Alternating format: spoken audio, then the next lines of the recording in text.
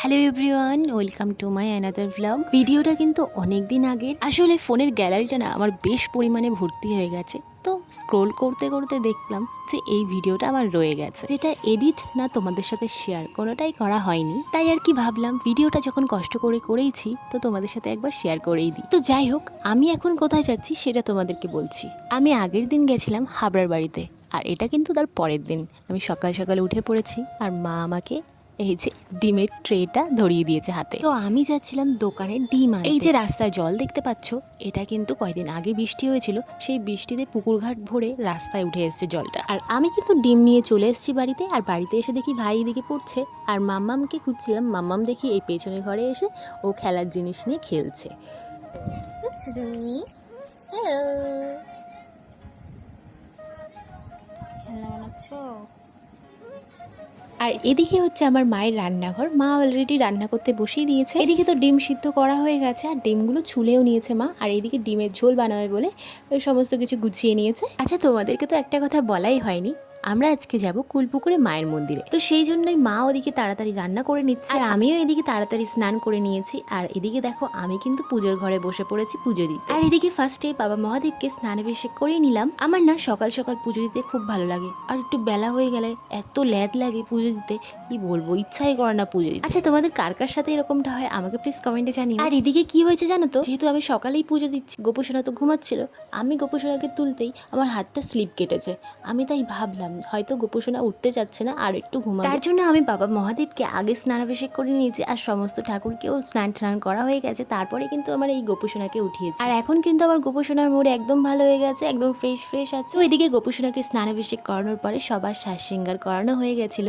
ভগবানের ভোগের জন্য আজকে আমি নিয়ে নিয়েছি লেবু, আর এটা হচ্ছে আমাদের গাছের লেবু। আর তোমরা তো সবাই জানো যে এটা তো বাতাবি লেবু, কিন্তু ব্যাপারটা হচ্ছে বাজারে যে বাতাবি লেবু পাওয়া যায়, যেগুলো বিক্রি হয়, সেই বাতাবি লেবুর তুলনায় আমাদের যে গাছ বাতাবি লেবু হয়েছে সেগুলো না অনেকটাই বড়। সেই জন্যই আর কি গাছের প্রথম ফলটা ভগবানের কাছে উৎসর্গ করা হয়েছে। তো বাতাবি লেবু গাছে যখনই বাতাবি লেবু হয়, প্রথম ফলটা কিন্তু ভগবানের কাছে উৎসর্গ করে। আমার মা কিন্তু এটাই সবসময় করে থাকে। বাতাবি লেবু না, আমাদের বাড়িতে আরো অন্যান্য অনেক রকমের গাছ আছে, সব ফলই আর কি ভগবানকে উৎসর্গ করে, তারপরে আমরা খাই সেই ফল।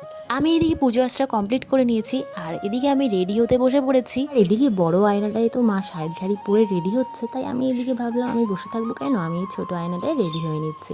এই ছোট্ট মিররটা দেখতেই কিন্তু ছোট্ট, কিন্তু ভালোই কাজে আসে, কিন্তু সাজতে কিন্তু অতটাও অসুবিধা হয় না, আর আবার কোথাও ক্যারিও করাছে, আমার তো খুবই ভালো লাগে। তো এই হচ্ছে আমার ফাইনাল লুক, কেমন লাগছে আমাকে জানিও। তো চলো এবার বেরোনো যাক। আর এদিকে না আমরা বেরোনোর পরেই একটা টোটো পেয়ে গেছি, তাই অনেকটা দূরই তো যাবো, তাই টোটোকেই রিজার্ভ করে নিয়েছি। জানো তো, অনেকদিন আগের থেকে আমার মায়ের মন্দিরে যাওয়ার ইচ্ছা হচ্ছিল, কিন্তু এদিন যাবো ওদিন যাবো করে আর যাওয়াই হচ্ছিল না। তো আমি তো আগের দিন বাড়িতে এসেছি, তোমাদেরকে বললাম। আসার পরে মা বলছিল কালকে তো মায়ের পুজোর দিন, যাবি? তো আমি আর না করিনি, চলে আসলাম। তো আমার সাথে এই ব্যাপারটা অনেক সময় হয়, আমি যদি কোনো প্ল্যান করে রাখি কোথাও যাবো বলে, তো সেই জিনিসটা হয়তো ক্যান্সেল হয়ে যায়, সেই জিনিসটা সাকসেসফুল হয় না।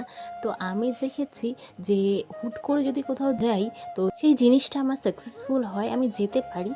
তো এই জিনিসটা তোমাদের কার কার সাথে হয় আমাকে একটু কমেন্ট করে জানিও। আমার সাথে এরকম ঘটনা তো অনেকবার হয়েছে, তোমাদের কারোর সাথেও কি এরকম হয়েছে?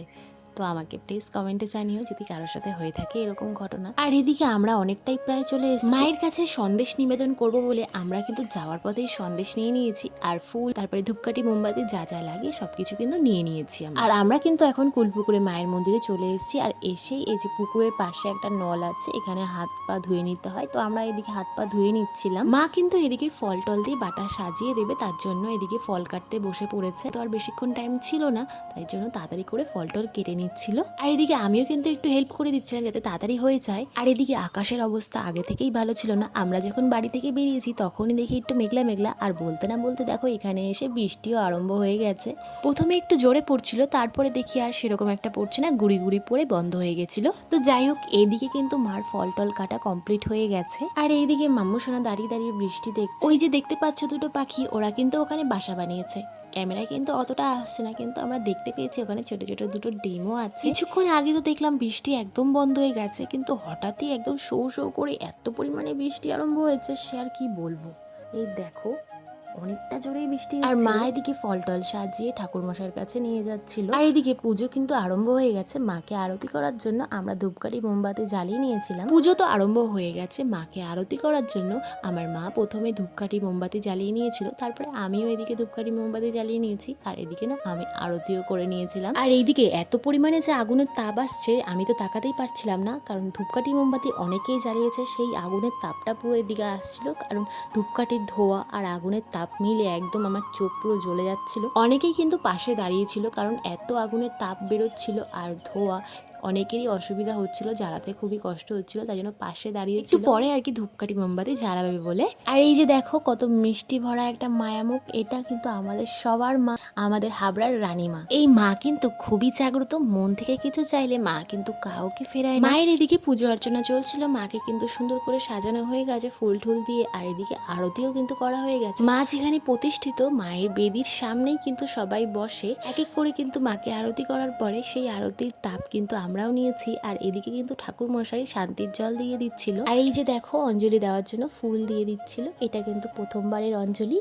আর এদিকে অঞ্জলি দেওয়ার পরে আমাদের পুজো আজটা যখন কমপ্লিট হয়ে গেছে, আমরা মন্দিরের আশেপাশে একটু ঘুরছিলাম আর বেশ কিছু ফটো ভিডিও করেছি। হ্যাঁ, যেহেতু মায়ের মন্দিরে এসেছি বলে কথা, আর হাবড়ার রানীমার বাড়িতে এসেছি, ফটো ভিডিও করব না সেটা কি করে হয়। প্রচুর প্রচুর ফটো তুলেছি আর ভিডিও করেছিলাম, মায়ের সাথেও প্রচুর ফটো তুলেছি। সত্যি বলছি এখানে এসে না খুব ভালো লাগছে। মায়ের মুখটা দেখার পরে তো আরো বেশি ভালো লাগছে, যত সমস্যা ছিল সব যেন নিমেষেই গায়েব হয়ে গেছে। সত্যি কথা বলতে মায়ের মন্দিরে যতক্ষণ ছিলাম ততক্ষণ না খুবই ভালো লাগছিল, যেন মনে হচ্ছিল আমার জীবনে কোনো কিছুই নেই, চিন্তা না, ভাবনা না, কষ্ট না, আমার মানে কিছুই নেই। জানো তো মা, অনেক কিছু তোমার কাছে শেয়ার করব বলে আসি, অনেক কষ্ট, দুঃখ, শান্তি, ভালো লাগা সব কিছু শেয়ার করব বলে আসি, কিন্তু তোমার ওই মুখ দেখে না আমার কিচ্ছু মনে থাকে। মায়ের কাছে আমার একটাই চাওয়া, মা তুমি আমার সঙ্গে থেকো সবসময়, আমার বিপদ আপদে তুমি আমার পাশে থেকো, আমার মাটাকে তুমি ভালো রেখো, আমার গুছিয়ে না বলতে পারা কষ্টের কথাগুলো তুমি বুঝে নিও মা, তুমি সবাইকে ভালো রেখো, সবার ভালো করো, মঙ্গল করো মা,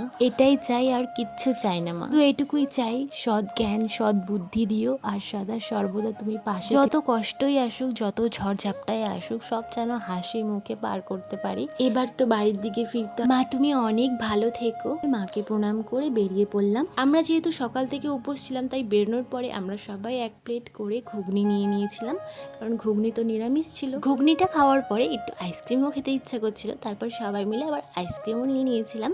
আমরা না এদিকে সঙ্গে সঙ্গে অটো পেয়ে গেছি, তাই দেরি না করে অটোতে উঠে পড়েছি। তাই আমরা কিন্তু আইসক্রিমটা অটোর ভেতরে বসে বসেই খাচ্ছিলাম। আর এদিকে মাম্মুর বায়না, আমি যে আইসক্রিম নিয়েছি সেই আইসক্রিম ও কিন্তু নেয়নি, ও নিয়েছে চকোবার, আর আমি এদিকে একটা আইসক্রিম নিয়েছি, নাম আমি অত একটা জানি না, তো এইটা খাবে বলে ওর বায়নার আর শেষ নেই। তো চলো, তো ফ্রেন্ডস আজকের ব্লগটা কিন্তু এই পর্যন্ত। তোমাদের সাথে আবারও দেখা হবে, কথা হবে, অনেক অনেক গল্প হবে নেক্সট কোনো ব্লগে। ব্লগটা যদি ভালো লাগে প্লিজ একটা লাইক, কমেন্ট অ্যান্ড শেয়ার করে দিও।